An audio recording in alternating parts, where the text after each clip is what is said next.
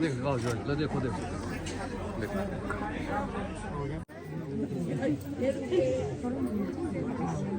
राम राम भाई सारन, स्वागत है सारे का अपनी एक और नई वीडियो में।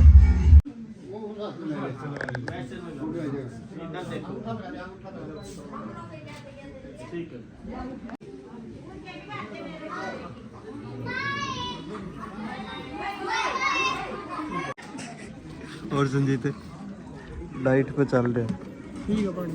ठीक है कि जमा छोटू मैं डाइट पे चल रहे हो, देख ले डाइट पूरी है, पूरा पनीर खाया जा रहा है। बोली के का था। हेलो गाइस, आज हमारी शादी है। ये हमारे साथी है, बहुत गंदे साथी है।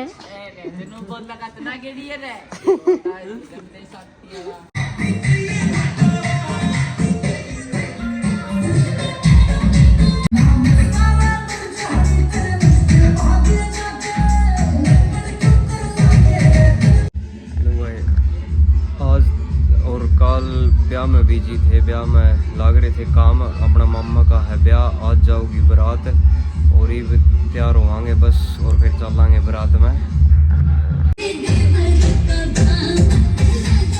और मामा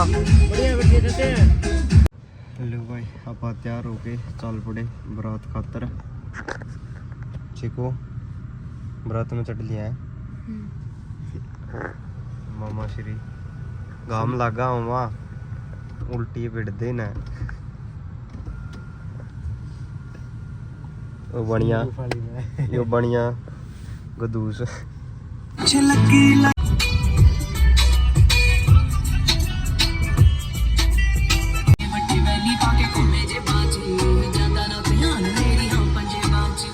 हेलो की बात शर्म आ गई है, बता दो। जदे पूछो शर्म आ गई। ओम स्वस्ति श्री मनोभागणाधिपते नमः। ओम श्री लक्ष्मी नारायणाभ्याम नमः। ओम श्री उमा महेश्वराभ्याम नमः। ओम श्री वाणी हिरण्यगर्भाभ्याम नमः। ओम श्री सची पुरंदराभ्याम नमः। ओम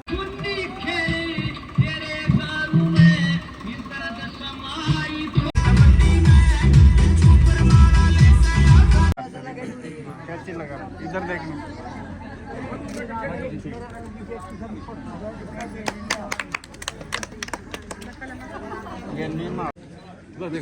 देखो देखो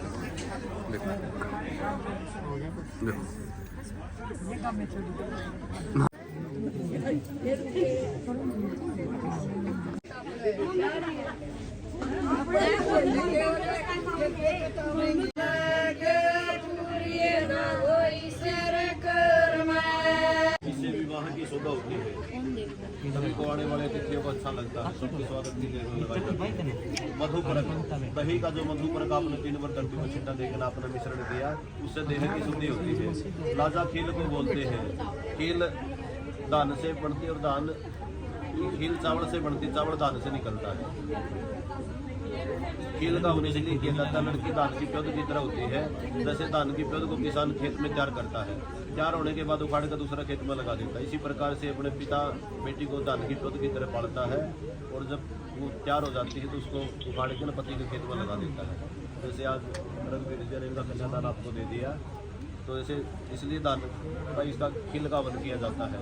अग्नि की 4 परिक्रमा करने से धर्म, अर्थ, काम और मोक्ष की प्राप्ति होती है। सनातन धर्म के अनुसार यहाँ पर केवल और केवल 4 फेरे होते हैं। जो नाटक में, टीवी में, फिल्म आदि में देखते हो वो एक कहानी होती है, नाटक होते हैं। सनातन धर्म के अनुसार 7 फेरे किस प्रकार से होते हैं? पहला कासोड़ा का, दूसरा डुब्बा का, 4 यहाँ पर कराए। इस प्रकार से 6 फेरे संपन्न हुए। 7वां फेरा कल दोनों आप स्नान आदि करने के बाद में नए वस्त्र धारण करके जब धोख मारने के लिए जाओगे आपके मंदिर में, गाँव में, वहाँ पर 7वां फेरा संपन्न होगा। यहाँ पर फेरे 4 होते हैं, वचन 7 होते हैं। लड़की कहती कि मैं अग्नि को साक्षी मान करके आपके वामांग आने के लिए तैयार हूँ, लेकिन मेरे 7 वचन है। पहले वचन में लड़की कहती है कि यदि यज्ञम कुर्या तस्मिन् समगणात्, कि घर में कोई भी हवन यज्ञ पूजा पाठ आदि शुभ कर्म आप करें अपने पितरों के नाम से, देवताओं के नाम से, तो उसमें मेरे को साथ रखे या मेरी सलाह लेकर करें तो मैं आपके वामांग आने के लिए तैयार हूँ। सन्नी जी आप बोलो तथास्तु। दूसरे वचन में लड़की कहती है यदि दानम कुरिया तस्मिन मुस्मिनात, कहीं भी मंदिर में, धर्मशाला में, गौशाला में या कहीं तीर्थ यात्रा आदि पर जाकर कोई दान पुण्य इत्यादि भी आप अपने पितरों के निमित्त करते हो, उसमें भी मेरे को साथ रखें या मेरी सलाह से आप करें तो मैं आपके वामांग आने के लिए तैयार हूँ। बोलोगी तथास्तु। तीसरे वचन में लड़की कहती है अवस्था त्रियम पालनम कुरियात, मेरी 3 अवस्थाएं, उनमें से बचपना तो मैंने पिता के यहाँ बिता दिया, युवा और बुढ़ापा आपके साथ बिताऊंगा, इसमें भी आप मेरी देख रेख आदि की जिम्मेवारी को निभाएं तो मैं आपके वामांग आने के लिए तैयार तथास्तु बोलो। चौथे वचन में लड़की कहती है कि धनादि गोपन एवं समुद्रनाथ, कि घर के अंदर आप धन को, पैसे को कहाँ रखते हो, उसका मेरे को पता होना चाहिए, क्योंकि आपका हर समय घर पे रहना संभव नहीं है। घर पर आपके मामा जी आते हैं, आपके फूफा जी आते हैं, या कोई साधु ब्राह्मण या कोई भी अतिथि के रूप में घर पर आता है, उसके मान सम्मान के मुताबिक भी घर पे रखे हुए धन का मेरे को पता हो, ताकि समय समय पर मैं शुभ काम आदि में अतिथियों का मान सम्मान कर सकूं और धर्म बुनियादी के कार्य में कर सकूं। खास बोलो बेटे। पांचवें वचन में लड़की कहती गऊ आदि पशु क्रय विक्रय में समझनाथ, कि घर के अंदर कोई भी पशु आदि का क्रय विक्रय करे, किसी प्रकार का कोई दुकान मकान फ्लैट इत्यादि का किसी प्रकार का प्रॉपर्टी का क्रय विक्रय आप करें, उसमें भी मेरी सलाह लेकर आप करें तो मैं आपके वामांग आने के लिए तैयार तथास्तु बोलो जी।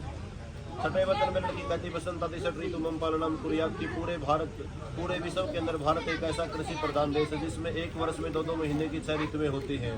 जैसे अब बसंत ऋतु चली हुई है, इसी प्रकार से बसंत, पतझड़, शीसर, ग्रीष्म इत्यादि 6 ऋतुएं होती हैं 2-2 महीने की। उनमें भी सर्दी गर्मी के अनुसार इनके रहन सहन खान पान आदि की व्यवस्था आप करें तो ये आपके वामांग आने के लिए तैयार तथास्तु बोलो। सातवें वचन में लड़की कहती है सखीसु हास्य कटु वाक्यम आगच्छामि, कि मेरे माता पिता ने, मेरे परिवार वालों ने मुझे बहुत अच्छे संस्कार दिए, फिर भी इंसान गलतियों का पुतला होता है।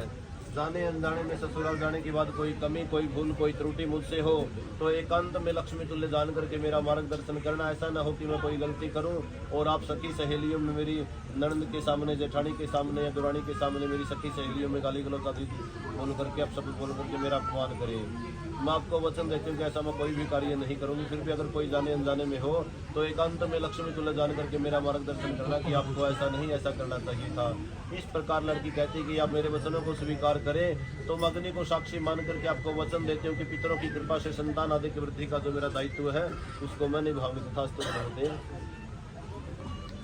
बेटी इन्होंने आपके 7 वचन स्वीकार किए हैं। ये दोनों परिवारों की सहमति से आपको लेने के लिए आपके सभी संबंधियों के साथ आया। लड़का कहता कि मैंने आपके 7 वचन स्वीकार किए, 4 वचन मेरे भी हैं। आदौ धर्म धरा कुटुंब सुखदा मिष्टा प्रिया भाषणी क्रोधा लस्य निवारी का आज्ञा लोगा सदरम। आदौ धर्म धरा, धर्म तो बेटा जितना भी आप जितने भी लोग यहाँ पर बैठे सभी का सनातन धर्म है, लेकिन आपका सियाग गोत है और इनका पुण्य गोत है। आज से आपका दोनों का पुण्य गोत्र हुआ और आपके ससुराल पक्ष के जो रीति रिवाज है उसी के अनुसार अपना शुभ कर्मादि करने बेटी तथास्तु बोलो। आदौ धर्म धरा कुटुंब सुखदा, दूसरे परिवार में लड़का कहता कि परिवार मेरा बहुत बड़ा है, परिवार के जितने भी छोटे बड़े सदस्य हैं मेरे माता पिता के साथ सबकी आज्ञा का पालन करने वाली हो और सबकी देखरेख की जिम्मेवारी को आप मन से निभाएं तो मैं आपको वामांग लेने के लिए तैयार तथास्तु बोलो बेटी। क्रोधा लस्या, तीसरे वचन में लड़का कहता कि हम दोनों गृहस्थ आश्रम में प्रवेश करने को जा रहे हैं। क्रोध और आलस्य मनुष्य का सबसे बड़ा शत्रु होता है। क्रोध और आलस का त्याग करके मेरे संग चले तो मैं आपको वामांग लेने के लिए तैयार तथास्तु बोलो बेटी। आज्ञा अनुगा सादरम, चौथे वचन में लड़का कहता कि आपने मेरी और मेरे बड़े बुजुर्गों की आज्ञा का पालन करना है, हर समय सुख दुख में कंधे के साथ कंधा मिलाकर मेरा साथ देना है। यहाँ तक कि आपको आपके पिता के घर या मामा के घर जाना पड़े तो मेरे या मेरे माता पिता या मेरे बड़े बुजुर्गों की सलाह के बगैर आप अकेले नहीं जाओगे तथास्तु बोलो बेटी। आराम से दोनों जने खड़े होंगे, फटका हाथ में पकड़ के चलेंगे, आराम से दोनों जने खड़े हो जाओ अपनी जगह पर आराम से।